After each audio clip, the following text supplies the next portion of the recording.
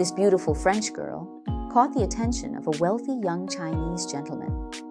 And this Chinese gentleman, he was also quite unique, dressed in an exquisite pure white silk outfit. It seemed to attract all the surrounding light, like the moon in the sky.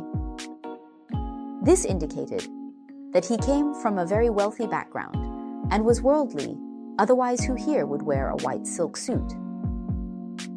He walked towards the girl, drawn to her, and the girl's newly developed body was like a ripe peach. It exuded a dangerous and irresistible aura. The man seemed to use all his strength just to say the first words to the girl. She tried hard to hide her nervousness, but her trembling fingers betrayed her. This is the beginning of the story of the lovers. A beautiful French girl and a wealthy Chinese young man met on a ship. The girl was 15 and a half, and the man was 12 years older than her, nearly 30. Yet in this relationship, it was clear that the girl took the lead. Because the man fell for her first, he had already lost. For the girl, she couldn't quite figure out whether their relationship was a romance or a transaction. Because she enjoyed the man's care, he spent money on her, and he drove a car to pick her up from school every day. To take her, the man was nervous, but the girl knew she was beautiful and had captivated him, so she felt she could do whatever she wanted. What left a deep impression on me was a scene in the movie. In a luxurious black car, Tony Leung cautiously reached out to touch Jen Machi's hand.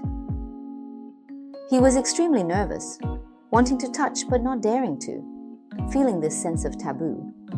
It brought a sense of sensuality, but it was also love. The desire to touch yet pulling back. So, in literature, in a more sophisticated aesthetic, sensuality is definitely not about taking off all your clothes and standing in front of someone. The brain is our most sensual organ because it stimulates your imagination. It causes you pain, keeps you awake, and torments you, making it impossible to forget. Then Tony Leung went to the school to find the real Machi. The young girl walked through the crowd towards her black car. At the car window, I gave a kiss. In their relationship, the young girl always held the dominant position.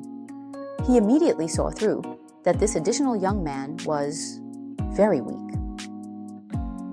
Finally, on a Thursday afternoon, the man went to the girl's dormitory to pick her up and took her to an apartment on the embankment, which was a street-facing room. The room was dimly lit and the plants were withered. It was here that they became intimate. They were happy, but they were also without a future. Everyone knew that this happiness would inevitably come to an end one day. They had no chance at all, but at this moment, they cannot be separated. There is a scene where the man helps the young girl bathe, patiently washing every inch of her skin. However, instead of a vigorous, it exudes a faint sense of melancholy. Yes, that is the most important tone for lovers, which is sadness. They have been together for more than a year, never discussing the future, because they both know there is no future.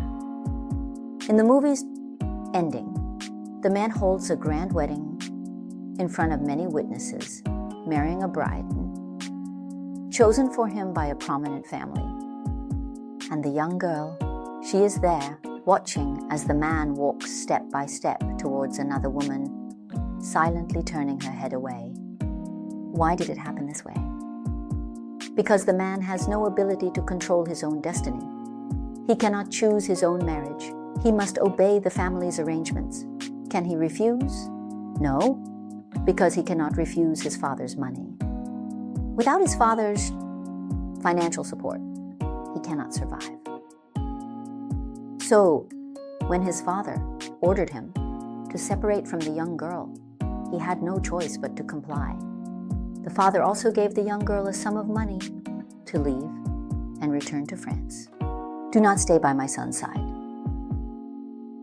On the day, the young girl's family decided to leave the Western Palace. The man came to see her off.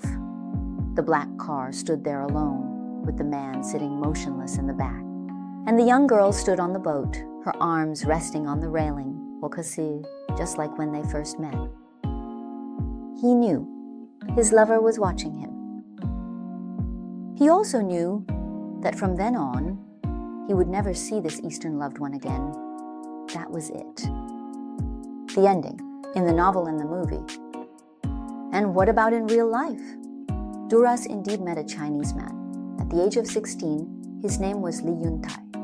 They dated, they fell in love, they parted ways, and ultimately, the man named Li Yuntai helped Duras's family pay off their debts.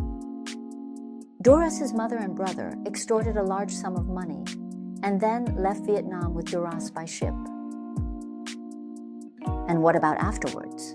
When the young girl grew old, with gray hair, having experienced her own life, a life full of legendary ups and downs, one day, Duras received a phone call.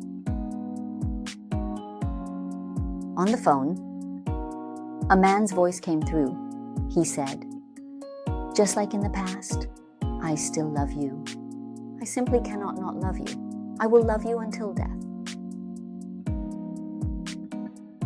Then, nothing more was said, and the call ended. Of course, Duras knew it was her Chinese lover. Since the day they parted, they had never met again. But as long as one is alive, love and desire cannot cease.